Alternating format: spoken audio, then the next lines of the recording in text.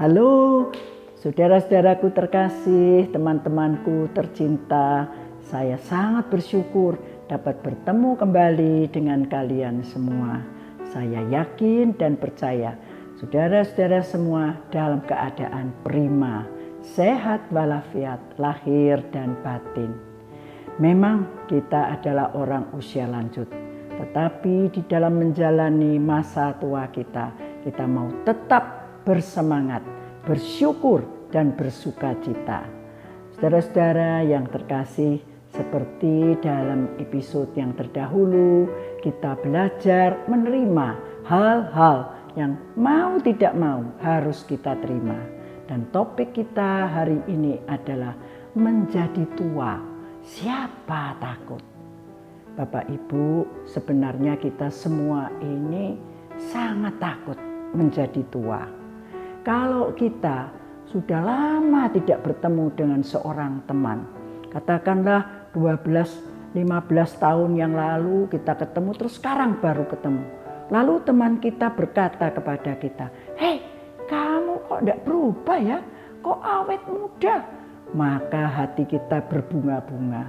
Kita merasa tersanjung bahwa kita ini awet muda.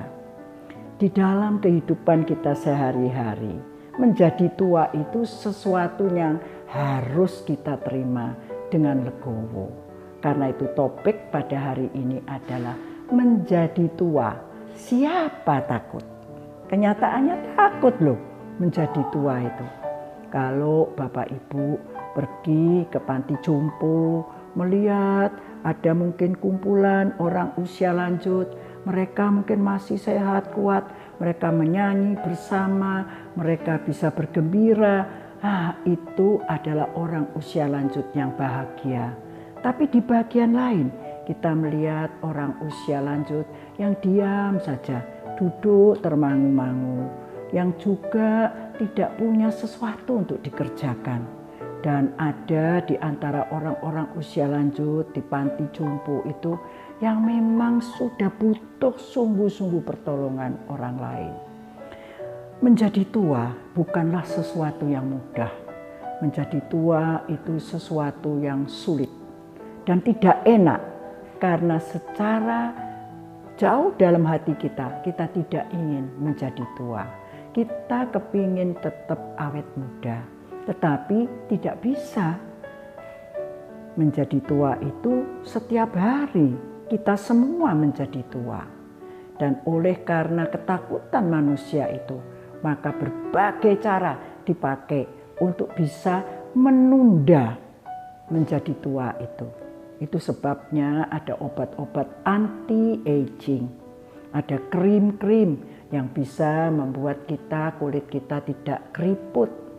Dan juga ada banyak suplemen-suplemen yang diiklankan dapat membuat orang itu menjadi fit, menjadi muda, sehat, semangat, seger.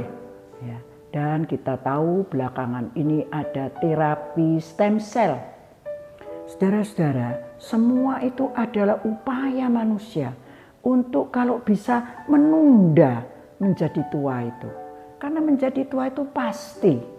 Tidak bisa di stop, tidak bisa direm, tapi jangan cepat-cepat. Mengapa orang menjadi takut menjadi tua? Rasa takut itu timbul ketika seseorang merasa dia tidak mampu lagi mengendalikan situasi dan keadaan yang menimpa dia. Kita melihat orang di panti jompo yang menderita, jalannya terseok-seok. Mungkin ada yang sudah pikun, mungkin ada yang membutuhkan sudah sungguh-sungguh 100% pelayanan orang lain. Karena dia tidak mampu lagi memelihara dirinya sendiri. Jadi rasa takut memasuki usia lanjut itu sangat wajar. Karena kita menyadari bahwa kita makin lama makin lemah. Kitab suci mengatakan manusia lahiriah kita, yaitu yang nampak di luar, yang nyata itu tambah hari tambah merosot. Kata merosot berarti kualitasnya itu menurun, bukan tambah baik, tapi tambah buruk. Dan kita sangat bersyukur karena kitab suci tidak berhenti sampai di situ. Kitab suci berkata, selain ada manusia lahiriah, ada manusia batiniah. Nah, manusia batiniah ini yang ada di dalam diri kita, yang tidak kelihatan, yang tidak nampak tapi ada. Kalau manusia lahiriah itu sifatnya sementara, manusia batiniah itu sifatnya kekal. Kitab suci mengatakan manusia batiniah itu bisa dibaharui dari sehari ke sehari. Jadi bukan tambah merosot, tambah baik kualitasnya. Oleh karena manusia itu ada dua bagian, lahiriah dan batiniah. Lahiriahnya memang merosot, tapi batiniahnya bisa diperbarui. Kitab suci mengatakan dalam menyikapi masa tua ini, kita tidak perlu tawar hati. Kata tawar hati berarti hati ini gak semplah. Orang Inggris mengatakan we do not lose heart. Jadi kita ini meskipun tua masih punya pengharapan. Meskipun kita tua ini kita masih punya tujuan untuk kita capai. Itu sebabnya menjadi tua itu memang sesuatu yang sulit, tetapi harus kita terima. Pemerintah Indonesia mengkategorikan orang usia lanjut itu mulai umur 60. 60 sampai 69 disebut lansia apa? Ya lansia tapi dia masih muda karena 60 sampai 69. Tapi 70 sampai 79 diberi nama lansia madya. Kalau sudah 80 sampai 89 namanya lansia paripurna. Di atas 90 namanya lansia paripurna kencana. Nah, Bapak Ibu, Saudara, mari kita periksa diri kita. Saya ini di kelompok mana ya? Nah, kalau saya ini ada di kelompok madya karena mau 79. Bapak Ibu yang saya kasihi, menjadi tua itu tidak terjadi dengan tiba-tiba.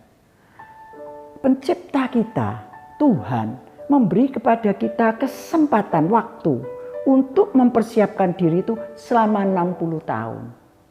Oleh karena itu, meskipun menjalani usia tua itu tidak enak, tapi harus kita jalani. Di episode pertama saya sudah bilang, orang usia lanjut itu distereotip dengan 9B. Ya, itu semua adalah kendala kelemahan fisik. Bahkan seorang mengatakan ada lagi satu, tetapi tidak bisa dimulai dengan B. Pada umumnya orang kalau sudah 60 tahun ke atas tuh kulitnya ini loh tidak lagi mulus. Bukan cuma keriput, tapi keluar bercak-bercak coklat. Ini masalah hormon. Makanya banyak orang pergi ke tempat-tempat di mana yang coklat-coklat ini bisa dikeluarkan. Ini adalah realita. Jadi bagaimana sekarang sikap kita? Tidak bisa diubah, mau tidak mau mesti menjadi tua. Jadi tapi kitab suci bilang jangan tawar hati. Tapi realitanya begitu tidak enak. Kita melihat begitu banyak orang yang menderita. Orang usia lanjut itu satu, secara fisik tambah hari tambah tidak kuat, tidak berdaya. Kedua, sudah tua tidak bisa bekerja, ada masalah keuangan, finansial. Yang ketiga, masalah sosial, teman-teman juga tidak banyak lagi. Jadi kesepian, coba kita lihat sekeliling kita. Berapa banyak di antara kita yang sekarang ini hidup sendirian. Bukan karena mereka tidak punya anak, bukan. Mereka tadinya punya pasangan, punya anak-anak, tapi pasangan sudah dipanggil pulang dulu. Anak-anak dewasa, masing-masing membangun keluarganya sendiri. Kita tinggal sendirian, kesepian. Ini juga masalah bagi orang usia lanjut. Jadi bagaimana? Tidak boleh tawar hati, mesti tetap punya pengharapan. Saya menganalogikan seperti ini. Ya, kita ini seperti naik kereta api, lalu dikasih tahu, kita akan masuk dalam terowongan. Enak enggak kalau masuk terowongan? Enggak enak. Tetapi begitu kita diberitahu masuk terowongan, wah kita duduknya lebih tegap, kita lebih berjaga-jaga, lebih bersiap. Memang selama masuk di dalam terowongan itu enggak enak, karena ya gimana ya, gelap gitu ya, enggak bisa lihat sesuatu yang baik ya. Tapi kita bisa menjadi gelisah, kita bisa menjadi tidak tenang. Nah, pada saat seperti itu, apakah kita akan keluar dari kereta api? Ya tentu tidak. Kita tetap duduk di situ dengan berjaga-jaga tadi. Dan yang terutama adalah kita memiliki kepercayaan. Kita mengandalkan masinis itu. Kereta api ini nanti pada satu saat pasti keluar dari terowongan dengan baik. Dan sungguh sebentar lagi kereta api keluar, pemandangan berubah. Yang gelap menjadi terang. Pemandangan indah ada di kiri kanan kita. Begitu sebetulnya menjalani usia lanjut. Karena itu akan ada dua macam orang usia lanjut. Orang usia lanjut yang sungguh-sungguh mengandalkan penciptanya, ya, itu akan menjadi orang usia lanjut yang manis, yang bisa bersyukur, yang tambah tua tambah nerimo, sebab dia punya hubungan yang erat dengan Tuhan pencipta. Dia tahu dia itu dicintai sama Tuhan, tidak pernah dibiarkan sendiri, selalu ditolong. Karena itu dia tidak gelisah menjalani usia lanjut itu. Tapi sebaliknya, kalau ada orang yang tidak punya hubungan pribadi dengan Tuhan pencipta itu dengan baik, dia tidak merasa dicintai oleh Tuhan, tidak merasa diopeni oleh Tuhan. Bahkan dia gelisah. Kenapa jadi orang tua ini cik ndak enak, sakit semua, capek semua, anak-anak kecil dibesarkan, sekarang besar ndak peduli. Kemarahan timbul. Jadi akan ada dua macam orang. Yang satu, you become a better person. Yang satu, you become a bitter person. Orang yang pahit. Kenapa? Karena hubungan mereka dengan pencipta itu tadi berbeda. Bapak, Ibu, Saudara yang saya kasihi, mari kita memeriksa diri kita. Saya ini punya hubungan dengan pencipta yang bagaimana? Kalau selama ini saya merasa Tuhan yang menciptakan saya itu sangat mencintai saya, menerima saya, menjadikan saya anaknya, mengampuni dosa-dosa saya, maka saya bisa dengan legowo menjalani masa tua saya ini. Saya tidak takut. Karena saya tidak pernah sendiri.